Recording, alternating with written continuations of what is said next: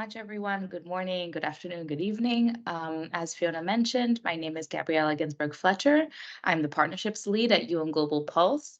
UN Global Pulse is the Secretary General's cross-pillar initiative on innovation.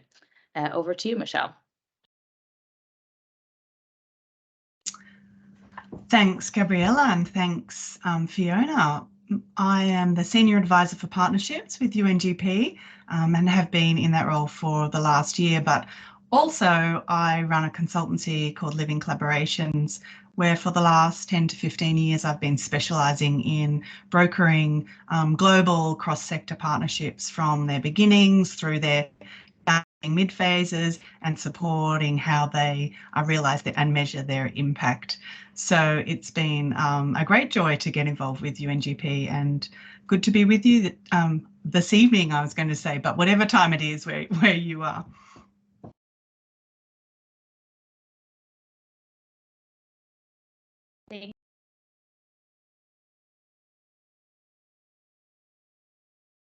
You're on mute still, Gabriella. Thank you so much, Michelle. So for our session today, we want to be upfront about our objectives. We're here to inspire you all, hopefully, with new ways to approach your partnerships. We hope that you'll see that innovation partnerships is an effective way for you to drive impact. We want to introduce you to the profession of partnership brokering and how this may be relevant for your work. And we want to showcase a little bit how UN Global Pulse has approached partnerships and to gauge your interest in some potential follow-up specialized support. So we will start off with a bit of an interactive piece to explore your partnership experience. Then we'll have Michelle present the special link between partnership and innovation, and then we'll talk about some common challenges, share some tips, and share UN Global Pulse's approach to partnerships. So as a first step, we're going to get you answering a few polls. We want to understand better your context. We want you to reflect a bit on your work with partnerships to get into the mindset. Each poll question should pop up on your screen. If it doesn't, it may be in the chat. And when you answer the question, you'll see the results in real time. And Fiona's going to help us here with this. So our first question is going to be quite simple. Are you involved in partnerships? We want to understand whether the team and people participating today, are you involved in partnerships in your day-to-day work? So Fiona is going to set the poll and you can answer the question and we'll give you a few seconds to answer.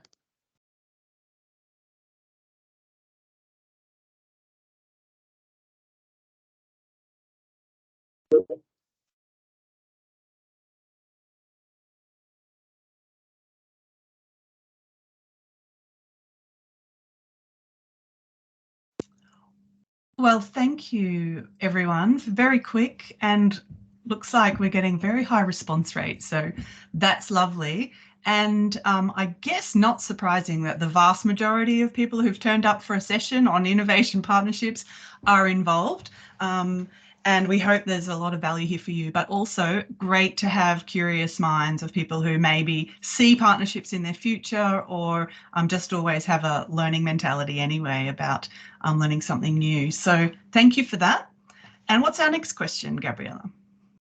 Great. So we're diving a little bit deeper for our second question, and we're going to ask, what is the primary purpose of partnerships for you? So you're going to have some multiple choice. You may partner for resources, for knowledge, for policy, for local implementation. There's a lot of options, and we'd like you to choose the top 3 that feel most relevant to you. So again, Fiona is going to pop the question up. What is the primary purpose of partnerships for you? There's no right or wrong answers, just 3 purposes that feel most relevant to your work right now.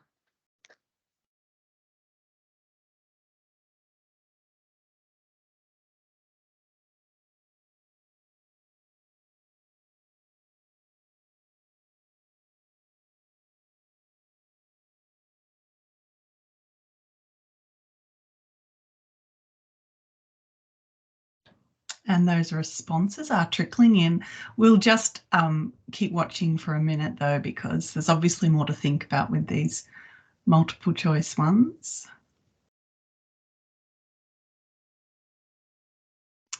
Interesting, hey, to see it evolving over time. Innovation was the clear leader for a while there, and knowledge creation or transfer and resource mobilisation seem to be holding the leading spots, equal with 20% each. But innovation coming close underneath that. Data exchange, access and governance, I guess, needed to feature somewhere amongst this community, given the data strategy focus, but also policy dialogue and scaling, interestingly, still up there. So, and local implementation, perhaps that's less of a role of the parts of the UN who are within this network. Perhaps if we had some of the regions and countries represented more broadly, that might have come up too. But I guess it just shows the power of asking that question to really think through the really different sets of drivers that can bring us to forming partnerships, and what does that mean for who we partner with and the form of partnerships that we might find to be most useful and relevant. Thank you. Thank you, Michelle. We'll go on to the next question. And this time, we're going to ask, who do you most commonly form partnerships with? So there are many reasons to form partnerships, and there are many types of partners. You might partner with civil society, private sector, academia, other UN entities. So again, we're asking you to select the top 3 that seem most relevant to your work right now.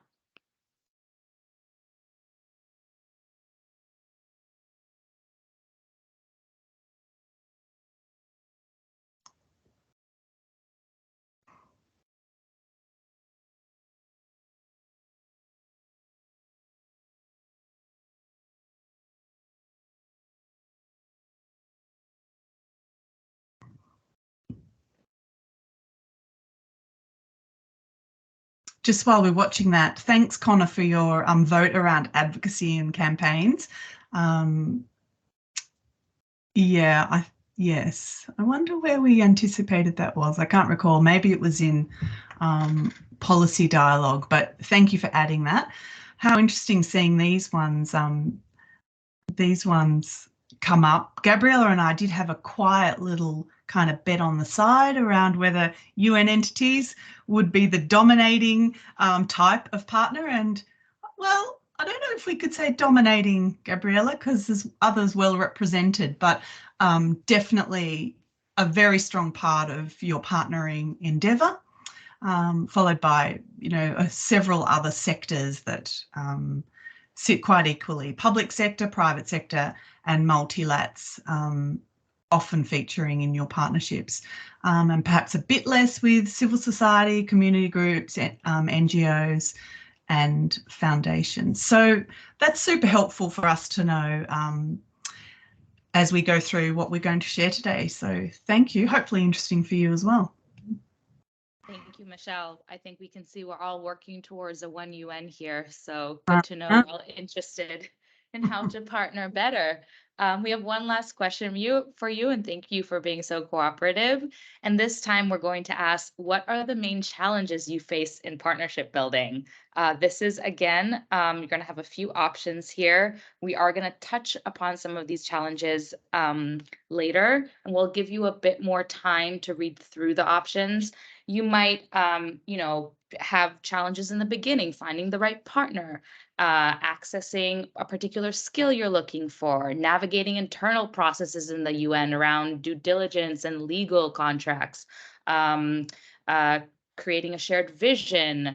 You might have conflict among your partners as you continue your journey. These are just some examples I'm reading from the list, but please take time to read through. And again, try and pick your top 3 that you feel really speak to your experience right now.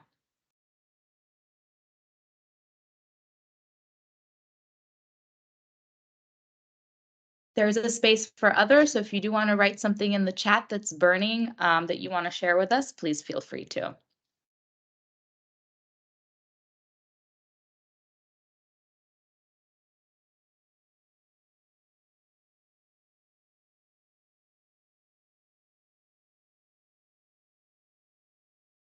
This is a complex question, I think, is jumping around quite a bit on my screen. Hopefully you're all seeing those options quite easily. Oh, it seems to be calming down a little bit.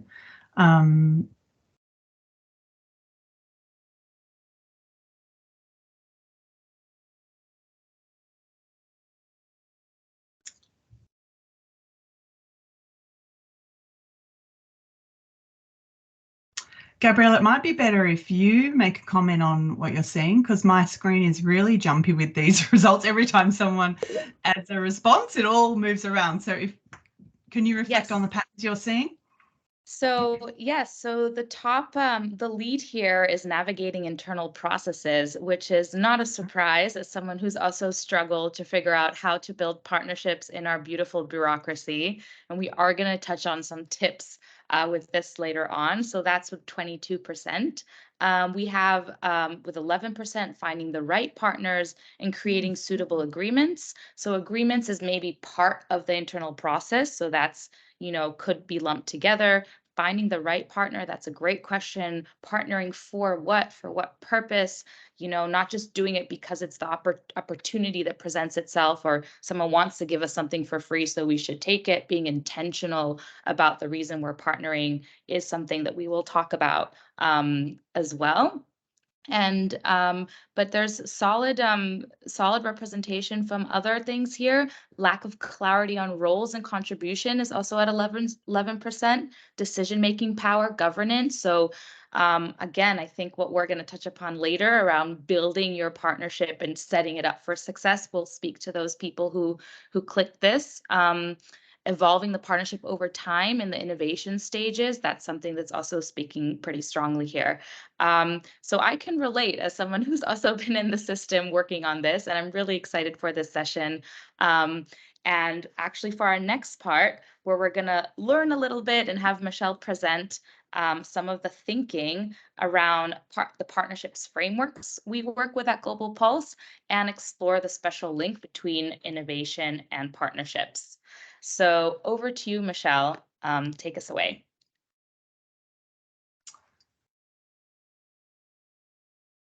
Great. Thank you so much, Gabriella. And thank you, everyone, for joining in with that poll. That was really valuable for our insight to know who's in the room with us. And look, I'm really pleased to have a few moments to share some frameworks and concepts, ideas about partnership and partnering with you. They may seem simple as we go through, but across my 15 years or so working as a partnership broker, these simple ideas I've found can make an enormous difference to the quality and depth of partnerships. So as we go through, I just invite you to contemplate your own partnerships as you've begun to do with that poll, and consider how these concepts might be useful for you in your partnerships. Feel free to share any reflections or questions in the chat. As Fiona said, that'll start to build up a set of questions for our Q&A later. But firstly, looking at this slide, let's just speak plainly, shall we? The word partnership, in my view, is totally overused. So much so that it's kind of become a coverall for pretty much any kind of relationship, right? You hear the word just about everywhere, and therefore it can be at risk of holding no real specific meaning. And then it raises the question, how can we be confident that our partners share the same expectations as we do when it comes to forming a partnership? We can't really, unless we actually talk about that. And in my experience, an open discussion about a question like this has been so important in surfacing expectations, ideas for what makes partnerships work, what pulls them apart, what any particular partnership could be or needs to be. So, hey, there's a really simple first thing. Why don't you try it one day? You could even try exploring a definition with your partners for what you mean by the term in your specific context. Here's what the Oxford Dictionary says. It's fairly straightforward, although when it starts to suggest risks are shared, is that something common in your partnerships? I've seen many where partnerships are used, in fact, to outsource risk. So that might be something to think about. Is everyone experiencing benefit in your partnership? Question to ponder. And here is a more expansive definition from the Partnership Brokers Association. Next slide, please, Gabriella. The Partnership Brokers Association is the professional body and training organisation for this new emerging profession of partnership brokering, which we'll speak to a bit later. So this definition includes some attributes, some fundamental characteristics for effective partnerships. You can see them there: a common purpose, having a shared goal or interests with that common purpose, but also being aware of the individual interests of all the partners around the table. It involves co-creation of designs, of activities, of solutions. As we mentioned, sharing both risks and benefits. This can mean taking care to place risk where it can be best held and managed. Which partner can most readily carry that risk, as opposed to assuming through a contract that all risk is carried by one partner. It can involve a commitment to mutual accountability. In what ways are your partners accountable to each other? It can just be as simple as some commitments to turnaround times on your correspondence. This doesn't have to be about in-depth reporting to each other, but it's a principle around ensuring mutuality and addressing hierarchy. So it's part of creating horizontal power dynamics rather than vertical. Also, a principled approach to working together. Now, what does that mean? It means aligning on some basic principles for working together and then applying those in making decisions, in conducting day-to-day business in the partnership, even using your principles to work through challenges as you hold each other accountable to living up to them. So another thing to think about, are your partnerships, do they have these attributes? Another helpful framework is the partnering continuum. Now, this I know is in wide circulation, so perhaps it's familiar to many of you. It can be helpful, though, when talking about partnerships to identify where they might sit on a continuum from somewhat transactional relationships through to collaborative or transformational relationships. This is not to say that one is right or wrong, but having an awareness of how they're the same or different can help you choose a fit for purpose type of partnership. So let's just look at some of the details. Transactional relationships are fairly classically used for straightforward project implementation, right? Where the scope, approach and activities and deliverables are clear. So the arrangements then can be built into service contracts. There's one-way accountability. There's usually principally a funding relationship. Decision-making and problem-solving are pretty much siloed by the implementing partner. Risk is transferred, as I've said, and compliance and reporting back is a big focus. Fairly classic and suitable when it's clear what you're going to do, when it's straightforward, when the plans can just go ahead. However, when you're in more complex contexts, perhaps such as innovation, data strategy, behavioural science, conflict settings, scaling innovations, working across diverse geographies, when there can be so many unknowns, those purely transactional relationships that really rely upon predictability really won't cut it. And deeper collaboration is going to be important. So these relationships look different and they have these features where activities are more co-created. There's this mutual accountability and more layering of relationships, collaborative decision-making and problem-solving, sharing of risk, and their alignment where partners are travelling in the same direction, but less about complying with the expectations of just one powerful player. It's pretty clear, though, that this collaborative end, is going to take more effort, take more time, likely have you holding more risk, involve more resources, maybe less power, maybe less influence. So, why would you want to do that? Well, perhaps because there may be value that you can realise beyond just getting a project done. Some of the reasons you can see here: wider influence, more credibility. There might be new resources that you didn't anticipate in the first instance. Along the way, there may be new networks, new skills, additional innovation that you realise that wasn't just about getting that specific projects done. So essentially, these kind of collaborative partnerships open up the potential for value beyond your anticipated project outcomes. It's added value that can arise from the partnership itself.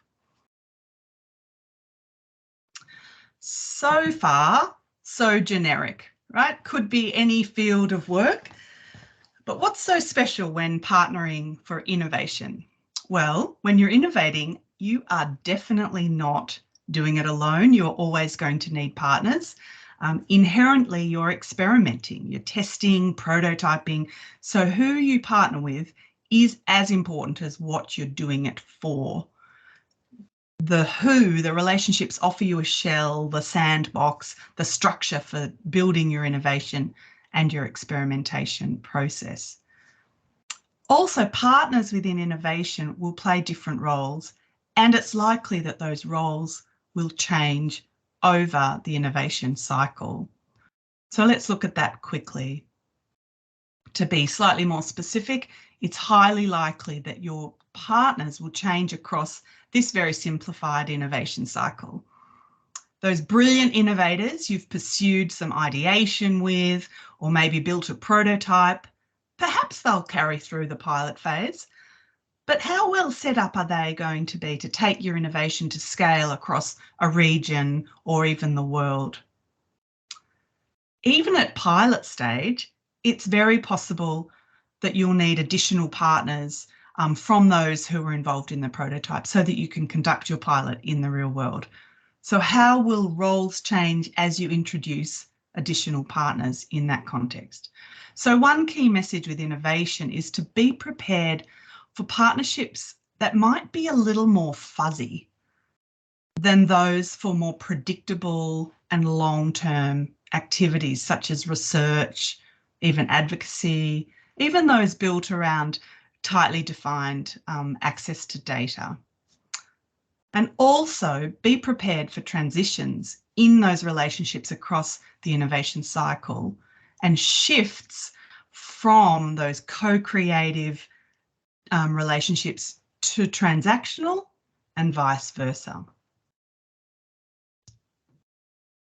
So using the idea of a continuum again, innovations themselves, and so I'm referencing that partnership continuum, innovations often become more transformational as they move towards scale. However, the relationships involved might become increasingly transactional as scale is achieved. They might go back and forth and shift from one another, transactional to transformational, across time and stages of innovation. So less linear in growth, say, and maturity, and that assumption that you're going always to deepen towards transformational. Here's what it could look like across your innovation cycle. At ideation and prototyping, the creative scope is really high. And so, therefore, is the likelihood of a deeply collaborative, transformational partnership. But as the prototype becomes more final and closer to finalising, closer to piloting, creative scope begins to reduce and relationships shift towards more transactional, where new roles need to be navigated, different types of decisions need to be made, and who gets to make those decisions kind of starts to sharpen the transactional nature of the partnership. Now, you can imagine this can be risky, a risky phase for the early, lovely, fun, co-creative partnerships where there's really deep ownership felt over the innovation, especially if such transitions are not anticipated overtly from the outset. And this kind of ebb and flow can continue across these other stages of your innovation cycle. So one more final concept, special concept for innovation partnerships, is the notion of different categories of stakeholders. And this is where you broaden your thinking about the types of relationships or partnerships or stakeholders who have an influence on the path and the potential of your innovation. These stakeholders or entities may not ever be established long-term partners. However, they do play a role related to the value of your innovation. So this slide I'm about to share with you shows 9 value roles within 3 categories and within innovation networks. And it's presented in an upcoming book just a couple of months away, written by On Scaling Value, that's written by Professor John Besant and Ian Gray. And Ian is a partner of mine as well. We've co-developed a course on innovation partnerships, a masterclass series. And John and Ian have also been working with UNGP on innovation scaling. Some of you might even have joined their session last week at the STI side event where they released a research paper. So looking at their 3 categories of value roles, you can see they're bookends, movers and shapers. So let's take bookends first. They are roles that create and realise value, hence the bookend idea, creating it at the outset and realising it at the other end. So it's not only consumers who realise value, there's also maybe the creators and other captors of value, such as investors who receive a return, maybe creators who gain reputation, peers who gain knowledge. So these are the bookend roles. Then there's the movers, and these roles move value around a network. Can we see those ones? Thank you. And these are the movers, are roles that ensure your innovation is known about, is integrated, is distributed. They can be established systems or channels without which your innovation stays at the pilot stage. So they might be implementing partners or suppliers, they might be platform business models, they might be channels that help you reach consumers. So you might not have long-term established partnerships with them, but unless you are aware of them and get on good terms and have the right conditions and so on for your collaboration, then it can work against you. So they're important entities to be aware of. Similarly with the shapers, because these roles determine the level of value that's really possible from your innovation. The strength of competitors with similar value is always something new innovators are thinking about. But what about those regulating entities or the standard setting bodies or other enablers that for your innovation to scale need to be present, such as internet availability or training platforms for a new learning product? So one of the most useful ways to think about these roles is to think of chess pieces. And a chessboard, as we know, has 16 pieces for each player. They can be the stakeholders, but there's actually only 6 types of pieces.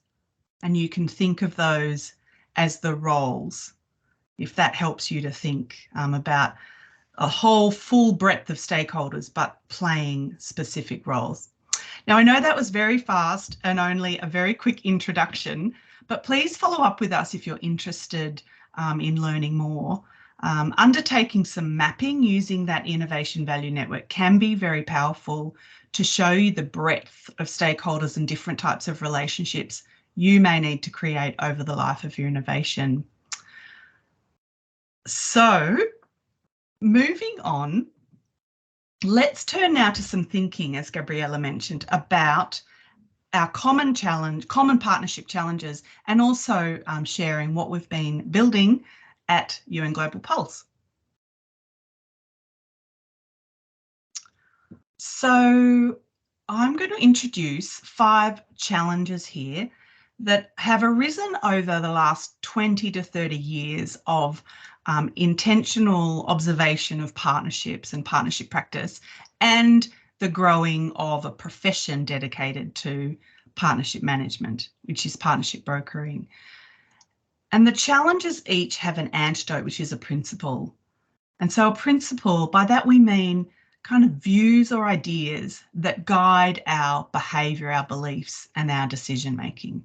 Okay, so the first challenge that is very commonly experienced across partnerships is anxiety about difference. Now, this diversity and difference is something we're talking a lot about these days. So you know the many dimensions in which partners can be different, but some of them are really invisible. It can be differences in perspective, differences in priorities, in bodies of knowledge and past experiences, in approaches, of course, in language and context. What about in ways of working? However, embracing that diversity, which requires us to approach each other with some curiosity, some intention to build understanding and find a way forward together, can lead to new value. If we were all the same and partnered only with people just like us, with the same backgrounds and the same contributions as us, we're not going to get new value, are we? We can only do the same things that were within our potential to do. So the second challenge is power imbalances. Now, power dynamics exist in every partnership, whether we talk about them, acknowledge them or not. Power can be very visible. It can be hidden. It can even be invisible. But how we use power is something that it's important to delve into and begin to observe and address overtly in your partnerships. And it can be very positive when it's used carefully, when you shift from trying to be right to getting it right together amongst your partners. So the principle is to build equity, to work to build equity, which then leads us to respect. And people who feel respected are likely to show their creative side. They're likely to contribute their best. But without that, they're likely to hold back and your partnership will have serious limitations. Competitiveness is our next one, which may be subtle. Oh, no, it's not. Hidden agendas. I was skipping over one. So hidden agendas. And power is quite linked to this hidden agendas when we're not open about where power lies to make various decisions. But openness is the antidote here. Even open about what you can't be open about. That even in itself is part of building trust. Then we're on to competitiveness, which can be a subtle thing, because you might just think, no, we're not competing, we're coming together, all the UN coming together to do things. But it may be as simple as a mindset of trying to get as much as possible for your organisation without regard for what other partners are experiencing or benefiting. However, if we don't ensure there's mutual benefit being experienced by everyone, you really won't see committed partners staying the course, working through challenging things to make sure the value from the partnership's realised. Finally, uncertainty is our last challenge. And this is a reality of partnerships in early phases as well as in later phases, and especially, I would say, in innovation partnerships. But the uncertainty can express itself entirely differently as as individual partners, maybe we're asking ourselves where is this partnership going to take us? How will we need to change to work with these different partners? But maybe jointly as a partnership, we're asking, how are we going to act together on this complex issue? How are we going to work through things when they're not going well? So much uncertainty along the way in a partnering journey. And as you can see there, being courageous is the antidote, is the principle. Because courage as individual partners and as a partnership will open up vulnerabilities and opportunities. It's by being brave as both individuals and collectively that the partnership will get breakthrough results. So here's another tool for you to consider exploring with partners so that you can help reveal different perspectives, experiences and assumptions and build stronger foundations for you, preparing you especially for when those inevitable uncertainties and differences will arise. Gabriella is now going to take us through another framework. Thank you so much, Michelle. So I know that was a lot of theory, and I'm going to try and translate this to some of our work at Global Pulse. So this is the partnership cycle. When I was introduced to this in the partnership brokering discipline, this cycle I found particularly helpful.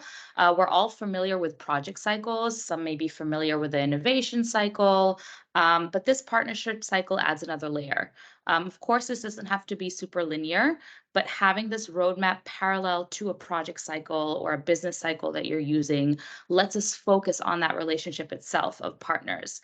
There are common confusions between what's a project and what's a partnership, right? Sometimes you start with a partner, and then that leads you to a particular project or activity that you're doing together.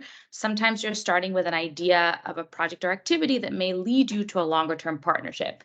So for example, Global Pulse, we have a product called First Alert, which is by the company Data Miner that Fiona actually just mentioned. And that is a product that the UN uses, and that's our project. This project then led to a broader partnership with Data Miner, by which we are doing research with them, advocacy, other sort of activities. On the other side, we have some partners, for example, the Finnish government, that having that partner and partnership has led us to build all sorts of projects and activities together, whether it's building a strategic foresight capability at Global Pulse, whether it's doing joint events together like last week at this STI forum, or doing other sort of activities. So nothing is exactly neat and linear. You can have the conversations from both sides of the spectrum. But partnership is that larger shell that then holds the projects and activities inside. And this is particularly important, as we mentioned, for innovation process, because the project, the prototype, the innovation can change. You want that space for trial and error, for failure. You don't want to be too dependent on the project itself, because it can change. You want to have that broader shell. So at Global Pulse, we've built our own, we've taken the learning and expertise from the Partnership Brokers Association, from other disciplines, and adapted them to Global Pulse. And we've invested in a specialized growing team, the partnerships team, which I lead. So this is a snapshot of our strategy. We have 4 pillars around culture, trust, mobilizing and enabling partnerships. And we're trying to combine traditional ways of thinking about partnerships as well as more holistic approaches for partnering. Not everything is transactional or focused just on resource mobilization. And yeah, this is our result. So we did build a partnerships hub that we're going to show you in a bit that combines different tools and guidance and mirrors elements of that partnership cycle you just saw. This just really helped us at Global Pulse to build a network common language. So my team, the partnerships team, we provide day-to-day partnering support, the traditional things you might think of at Global Pulse, but we're also looking to support UN 2.0 more broadly in the community. So we see partnerships as a discipline in itself, like scale capability, like our strategic foresight, like maybe mediation or other disciplines you've learned on. Partnership brokering is a discipline in itself. I do want to share with you a link now to a Google form, also for some feedback on this session, but also to get you thinking about potential additional services you may be interested in, deeper dives you may be interested in relation to partnerships. We are going to offer a few tips now. We're just going to end with 3 tips and give you a sneak peek of some of our work. But this is the form you can fill out now or fill out at the end of the session. Will help us kind of understand what would be helpful and useful for you. But moving straight into our tips. So our first tip for you today is nominate a partnership broker. Nominate someone who is focused on that relationship and not just on the project itself. And there's a small definition here about what a partnership broker is. That is the professional and effective management of a partnering process. Michelle, I don't know if you want to say a word about the growing roles of partnership brokers in your discipline, just very, very quickly, and then I'll take us back. Well, I think people can read there. I don't want to take too much time, but there's actually a bunch of partnership brokers across the UN. There's a whole lot of people like Gabriella who have been trained professionally and accredited as partnership brokers. But even without that, it's just can be someone who's consciously paying attention to the processes that the partnership need, not just the work to get your projects done. And having focus on both those things throughout the life cycle of your partnership is where you're basically ensuring things go smoothly, that you get to deal with things that arise and you can keep an eye on ensuring value for everyone involved. They can be internal, they can be external, which can be very useful sometimes when things get challenging. And it can be different people over time. But making sure someone is kind of legitimized to wear a hat that says, hey, I'm thinking about what process would be good here for our partnership. I think we need some discussions about this. I think we need to reflect on that. We might need to change up our meeting structures, some things like this. Having someone offering that perspective can just be really valuable. Thank you so much, Michelle. So at Global Pulse, I am one of the partners, or I'm the partnership broker. We have other team members that can play different roles in the partnership and lead partnerships, but I'm there to support them internally. And as mentioned, for this, we created this common language in what we call the Partnerships Hub, which is accessible to everyone at Global Pulse. So this hub follows the partnering cycle, the 4 different phases, and we tried to build a balance of guidance and tools. There are many toolkits out there and templates, and you don't want to run too quickly to something too prescriptive. So we did try to also build some guidance and teach people the common language and principles of partnering so they would have the freedom to innovate and to tailor what we're offering them and create and make it their own, but with that common language. So this is a resource that we hope to continue sharing with the community and maybe adapting it more broadly beyond Global Pulse. Our next tip for you is around early conversations, that first stage in the partnership cycle. And it's really giving yourself and your partner the time to explore together and discuss what you would like the partnership to look like. You want to discover what you truly each want and need, what you truly can offer and give to the partnership. At the UN, we often think, oh, these companies will give this to us for free. We don't need to give them anything in return. We're the UN. Of course, they want to work with us. It's not exactly the case, and everyone has an interest in, and a reason to work with us. So really digging deeper on those value roles that Michelle mentioned, and the innovation stages, and being intentional and reflective about why and who you're partnering with. So again, at UN Global Pulse, we've built out a guidance for early conversations and questions to ask in early conversations. We've worked a lot on typologies, the different types of partners that Global Pulse has, and translated what Michelle had presented to our Global Pulse work. We have templates for setting up early meetings, and we've really put the intention beyond just resource mobilization and fundraising to a bit more long-term thinking. So I'll show you some examples. We have criteria for assessing a new partnership, just like you would assess a project. We have a due diligence process as well, but these are the Global Pulse criteria for agreeing to partner. We have also our own UN Global Pulse partnership principles. So again, we don't have to share the same principles as another partner, but we know what we're offering and who we want to be as a type of partner.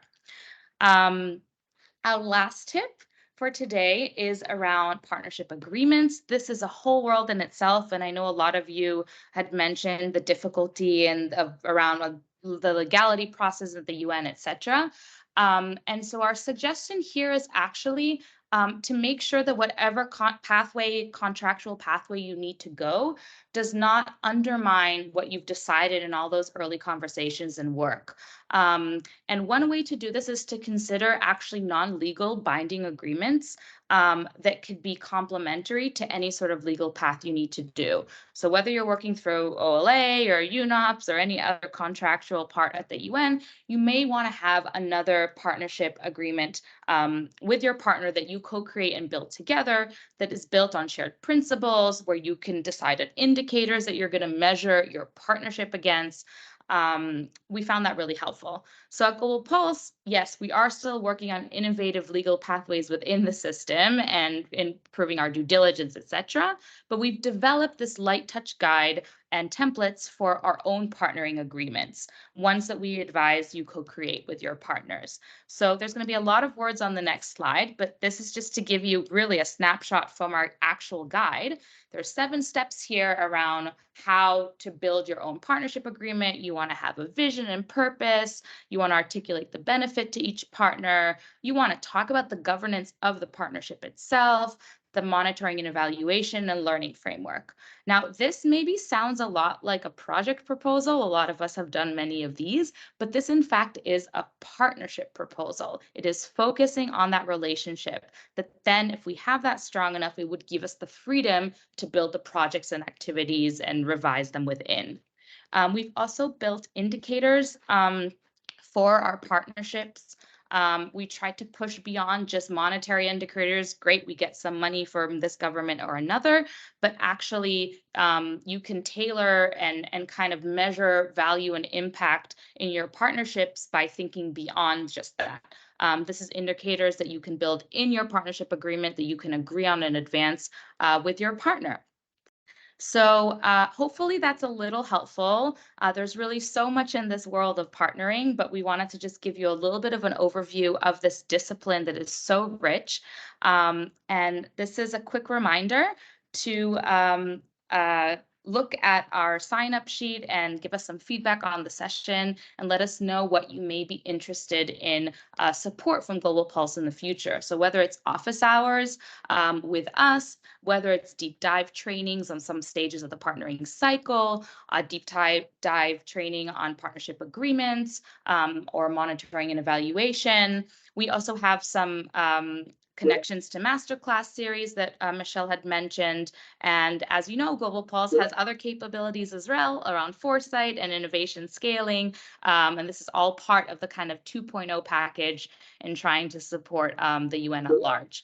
So over to you, Fiona, for the last 9 minutes of questions. And I'm going to put the form again in the chat for everyone to fill out. Excellent. Thank you so much, Gabriella and Michelle, for sharing your wisdom with us. I'm not sure if my service is breaking off, but okay, I think it's better now. I will just quickly dive into Q&A. I know we have about 9 minutes left, so I want to give colleagues a chance to ask questions. Perhaps I'll begin with a question and maybe something that is permeating the minds of those who are in the data strategy community. But my question is, how do you navigate partnerships with technically complex frameworks and terms? So for example, data collaboration, data sharing. I think there was a comment about this in the chat, but it would be great to hear what you think about navigating technically complex partnerships. Michelle, do you want to, or I can start. Yes, the UN is still learning, the rules and processes around data governance, and there's a lot of, still ethical questions out there. I'm not a legal specialist, but we do have a legal specialist at Global Pulse that is working on this. I think learn from others and what's around us beyond the UN is a big one. Often we're a bit behind at the UN until we actually get to what's already out there.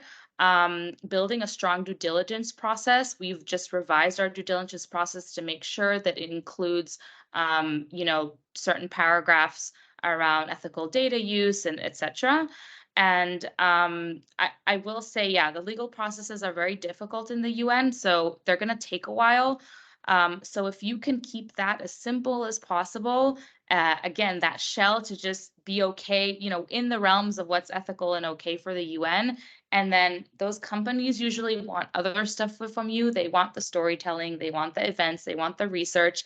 Build that into your own partnership agreement. Decide with them, and decide with them what would be feasible and what would be agreed upon from that perspective, and leave that really complex legal stuff to a minimum. Michelle, anything else? I think that's a fantastic answer, and it's a really pertinent question. And I would also just encourage you all who are learning in this space, which is a frontier kind of space for the world, keep sharing how you're managing it, the risks that you're identifying, how you're going about resolving those. But I would just echo Gabriella's comment that your partnership can be about much more than just that data sharing. And the more robust and perhaps on this transformational end of a partnership that you build, perhaps the longer that partner will stick around to navigate that challenging field of the data access questions. Whereas if that's all you're focusing on, then it can be very transactional, and perhaps you'll get much less, give and take, much less sort of collaborative problem solving on a very technical issue. So I think it's a great example where the project is navigating that technicality stuff, and the partnership is the reality of trying to collaborate on such a technical piece where your interests have to be known to each other, or else you'll always be suspicious about what you're encoding into your agreement. So yeah, it's a great example, and I wish you well in navigating that challenging field. Absolutely. Thank you. So I will jump to the question that Johanna has posed in the chat. So she said, in smaller organizations, innovation teams may not always have a dedicated team member for partnerships within the innovation team, so no partnership broker. What would be your advice for people who may not have a background in partnerships and may just be managing partnerships on the side? Perhaps I should jump in there, Gabriella. Oh, you go. I just have two things. So anyone can be a partnership broker. That could be a second hat you have. So you can go and do the partnership brokering training. It's 4-day training, and seek that out. Think about it as an additional tool around, any other expertise you may want to be developing. So you can carry those two hats with you. Another thing is you can turn to resources like Global Pulse. We are here, we exist here. We know everyone has a lot of innovation teams. Some people don't. And that's where we come in to try and support the UN community with what they don't have resources for. So that would be my two-part answer. Yeah, great answer. And I was going to say also, there are the two-hat thing is really ideal. That the majority of people who work on partnerships are doing it really because they're the ones doing the projects, right? They're the one with the technical expertise, and that the partnership piece does sit on the side. It's absolutely classic, but it's a big risk if you're not aware that it needs its careful management. So growing that skill, and it may be something that the whole partnership together makes a commitment to sort of learning together what it really takes to build an effective partnership, and go and learn some stuff. And there's a lot available freely, even if someone can't go off on a course. And I'll just pop in the chat a couple of places on the web to go searching, but there are even some stuff on your, we'll get the right link, but your one of your SDG sites, there's a partnerships toolkit there that can be a really great place to go as a starting point for your own learning. Fantastic. Thank you both. Another question that we have in the chat is from Ali. This might be more directed to Global Pulse. Gabriella's expertise maybe in building out specific partnerships. Do we have guidance on fostering and brokering partnership between academic institutions, excuse me, for data sharing and joint analysis of their data? We have experience in that at Global Pulse. We have not developed guidance around that. So you can reach out to me and I can reach out to teams that have experience working with academic institutions. But I think there was so much to do on broader partnership, a common language or orientation. This is exactly what we'd be interested to hear, for example, in the forum. If there's a particular area that you're interested in us diving deep into, that's where we would kind of try and support and develop, whether it's guidance or some specialized support. And just to add to that, there's also a great resource. It's called Contracts for Collaboration. And the Governance Lab, Stefan Verhulst at the Governance Lab, where I was previously working, essentially makes data collaboration frameworks that are intentionally vague and can be kind of fit for purpose depending on the project. So I'll link that in the chat as well, but it might be a great place to start to really conceptualize and think about how to start that process. Yeah, Stefan is amazing, Johanna. He's and he just has just launched a LinkedIn Learning class as well. So for those of you who are interested in data stewardship, that's out there now. All right. Thank you so much. I think that's time. For those who may have additional questions, please feel free to reach out to me, to Johanna, to Gabriella, or to Michelle, and we'll be sure to sort of compile any additional questions in a Q&A document and include that in the event recap. And thank you so much, Gabriella and Michelle, for taking the time to share your wisdom. It is something that has been lacking, I think, at least in the data strategy community events pipeline, but very much needed nonetheless. So we really appreciate you taking the time to share your wisdom on something that is so critical, and also for offering office hours that did not go unnoticed, and we're very, very grateful. So I will leave it at that, and I would just like to reiterate to colleagues to please sign up to the community and access the hub where I'll share this event recap. And yes, Annie, I will also share the LinkedIn Learning, Stefan's LinkedIn Learning course. And one last thing, we have an event with Data Miner and OHCHR next week, and more info on that later. If you sign up for the community, you will automatically receive the event invite. Thank you again, Gabriella and Michelle. We really appreciate you taking the time today, and take care, everyone. Thank you for joining and for an engaging session. Thanks, Fiona.